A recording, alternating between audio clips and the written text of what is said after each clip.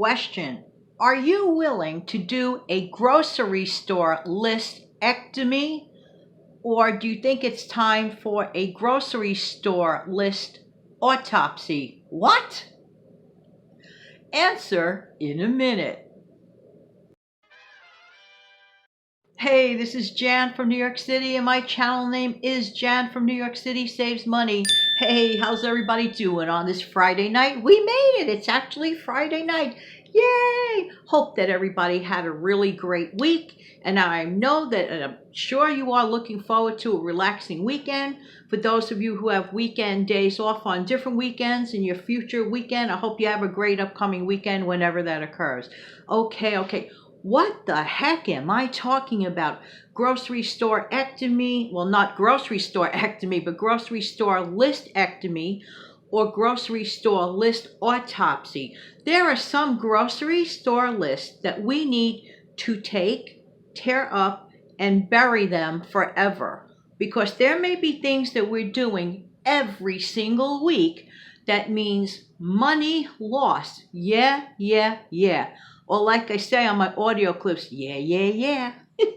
Just saying. But for real and for true, I think that all of us should take a reboot to our grocery list before we hit the grocery store for the next visit. If you have a tentative list right now, because many people go grocery shopping on weekends, because that's probably their only opportunity to do it, for example.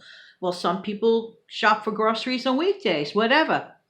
If you have a list that you are putting together, or you already did put together, or you could look at last week's list, or look at the receipts from last week. Are you really happy with the prices that you walked out of the store with? Are you really okay with that? If you are, then goodness bless you. I salute you. May as well just walk away from the video. Nah, stick around. But for those people who are kind of like not too happy, ambivalent, and feel that there's need for improvement, we could go over a few simple steps. So why don't you pause this video? Yes, put me on pause. I will be okay. And come right back. If you have that tentative grocery list with you, let's examine if there are a couple of things that we could tweak about those lists. Okay, so step one is that you have your list in hand. But before we proceed to anything else, honestly, did you check your inventory? If you don't mind duplicating a product because you can afford to do it and you're getting a really great sale on it, you're not worried about it tying up any extra money for other things, so be it. That's cool. But if you are on the skinny chicken time of the month, what's today's date? Oh yeah, the 24th of the month. Many people are on a skinny chicken time of the month. So that group of people who are really watching it need to do a lean, bare bones budget shopping trip. Just saying. Am I right or am I right? Okay, so in that case, the last thing you want to do is duplicate buying something you already have. And that's why a recent video that I mentioned in the Practical Video Show on the How Debbie Saves channel goes over that, about making sure you don't duplicate purchases in your freezer by keeping your freezer organized. But that's its own show. So what I would strongly suggest that everyone do before the next haul, please make it a part of your shopping ritual to make sure you are not doing duplicate purchases. And that goes back to inventory. And next week, I mentioned inventory briefly regarding moving, fires, or floods. But next week, probably on Monday, I'll come back and we're going to talk about inventory of things like our refrigerator, our freezer, our pantries, and stuff like that. So that'll be next week's show, because certain subjects truly need their own show. And there's only so much time that I could do on this phone. So, of course, there's the bird clock. Yay, bird clock, hey! It's actually 9 a.m. New York City time as I record this video. But you're looking at this Friday evening or over the weekend. Anyway. So make sure that you don't duplicate purchases that you do not need and want to keep that money for other things. Okay, here's the next question. By the way, always get yourself some type of journal or a trusty notebook of some sort. I don't care if this is 2030, okay, meaning the year. I still like working with a trusty actual notebook that you need a pen for. All right, go over your list. Take out your list right this second. Do you need, here's the question, you may want this, but if you're on a bare bones budget, do you need sugary soda? And if so, how much do you spend on that every week? Remember, we didn't go to the grocery store yet. You're making out your list. How much do you spend weekly on sugary, bad for you, bad for your teeth, not great for you? I know it tastes good. We all enjoy the flavor. We do. But do you need, which is another question, do you need that sugary soda? And the real question is, how much are you spending on that? Only you can answer that. And the next question is, are you okay with that? Do the math, find out how much you plan to spend on that soda, write it down on a separate list. Just write the number down. Don't do anything. Don't even cross it off your list. Just write down how much you intend to spend on that item. And the same goes for snacks, like tons of snacks. How much do you spend on that? Okay. Did you meal plan in your shopping trip, are you planning for meals? Now, I'm not saying that you have to plan a specific meal. Did you plan your components? Are you using a workable method? For example, if I buy a roast, I can make that roast give me maybe a good 4 generous meals. That, to me, is a bargain. And if you get a chuck roast and throw that thing in a slow cooker, you don't have to spend for pricey meats. Look at your list. Does your list contain pricey meats on that list? It all adds up. If you're okay with it, great. But if you're really watching it, reconsider. All I'm asking you to do is reconsider. Look at your local sales circular. See if you could see the prices that are going on at the moment. See if you could get the best. If you could get that nice roast and make a number of meals out of it, that is a winner in so many ways.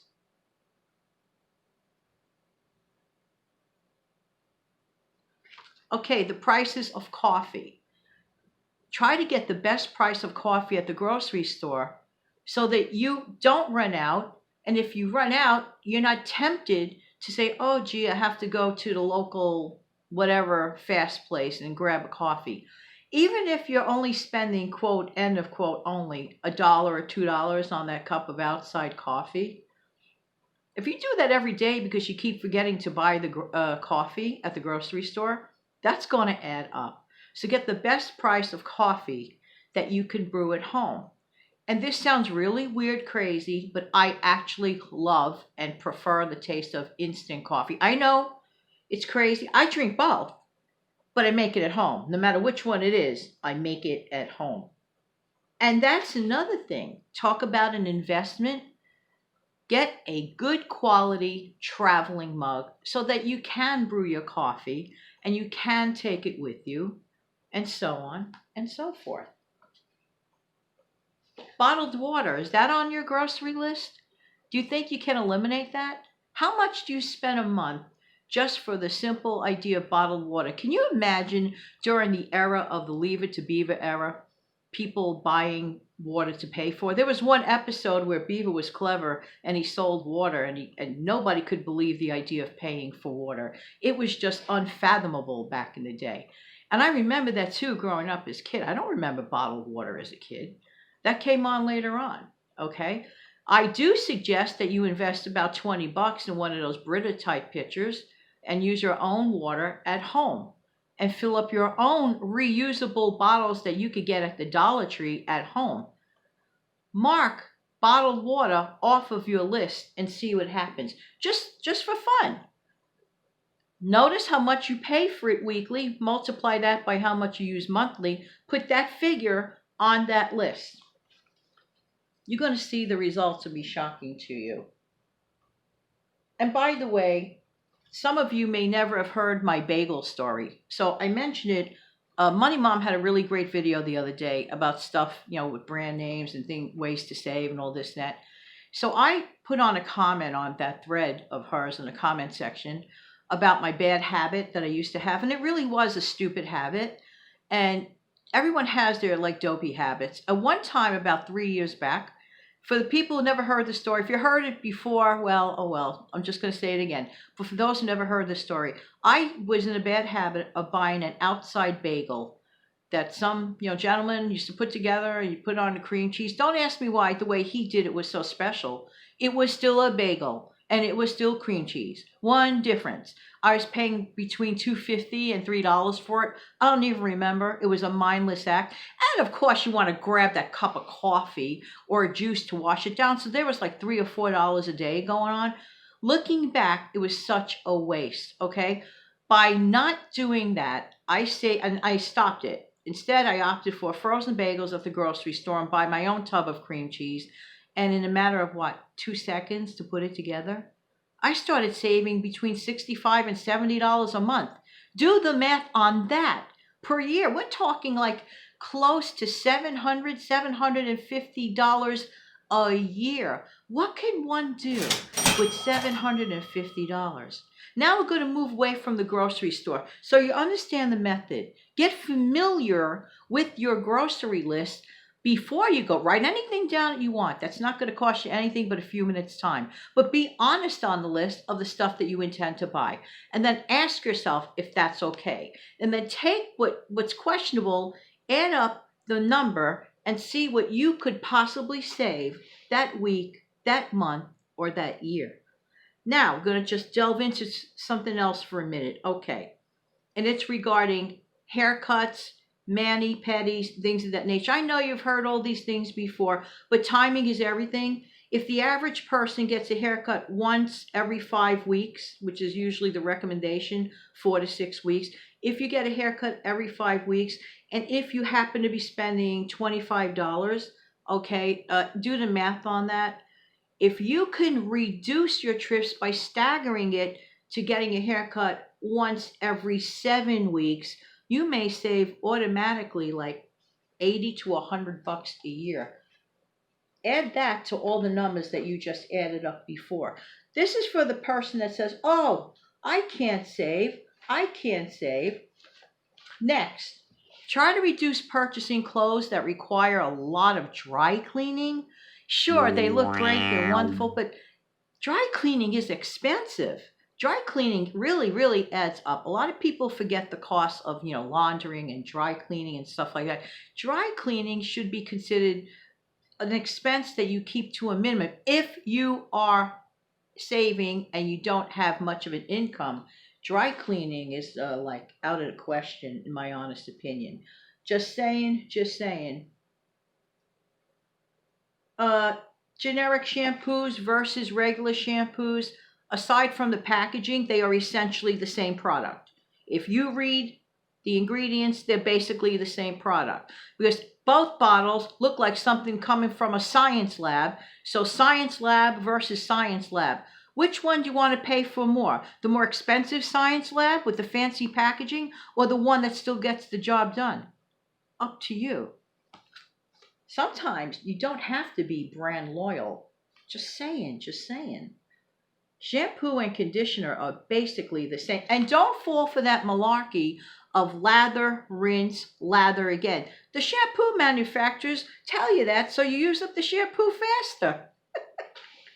That trick is older than Methuselah. Lather shampoo, lather twice. Oh, a really great investment at the grocery store. A bag of split peas. Usually they're somewhere between 99 cents and $1.29. A bag of split peas makes this humongous pot of split pea soup. If you enjoy that, go for it. It's very inexpensive. It's very simple. And the recipe is most of the time included on the bag. It's so simple to do. And it freezes beautifully, and it makes for great, simple lunches if you're working. You could pack that, make little individual packages, freeze them, just tag it along with you. And if you're at the office, you just nuke it for a minute or two. Have that on the side, have some croutons with that or crackers. Really, really good. Shop online for bulk paper good items because many times they offer free shipping.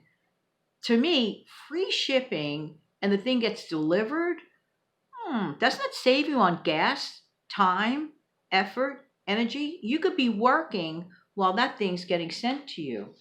Take advantage of those deals like that. And buy paper goods and things like that separately from your food grocery items, and you're going to see the savings. Oh, okay, and just one more tip, in my opinion. Cards, okay, for special occasions. Well, there are different ways you can express your love for someone on a special occasion.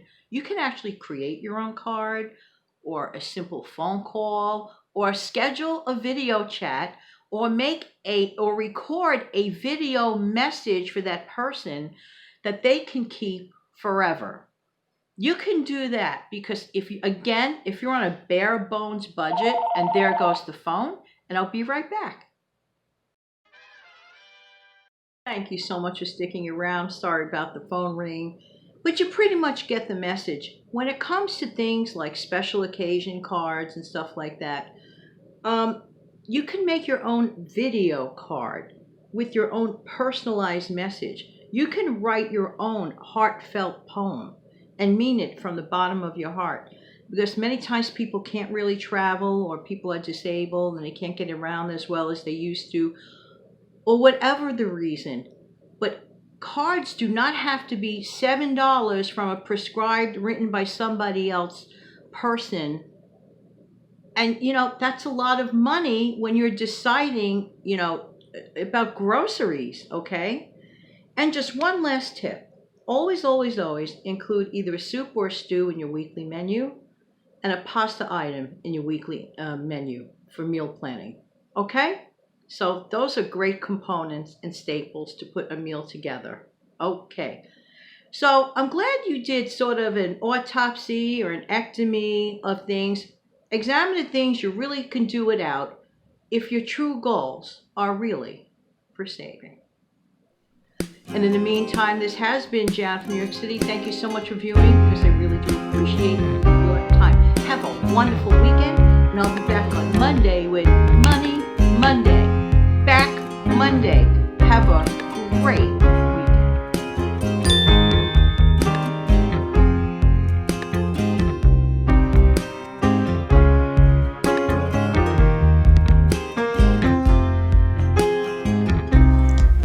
And if you are interested in ordering your Just Saying mug, please contact me by mentioning it in the comments section. Right now my website is undergoing a little bit of construction, so if you're still interested in a Just Saying mug, just mention so in the comments section below. Have a great day, everybody, and thanks so very much.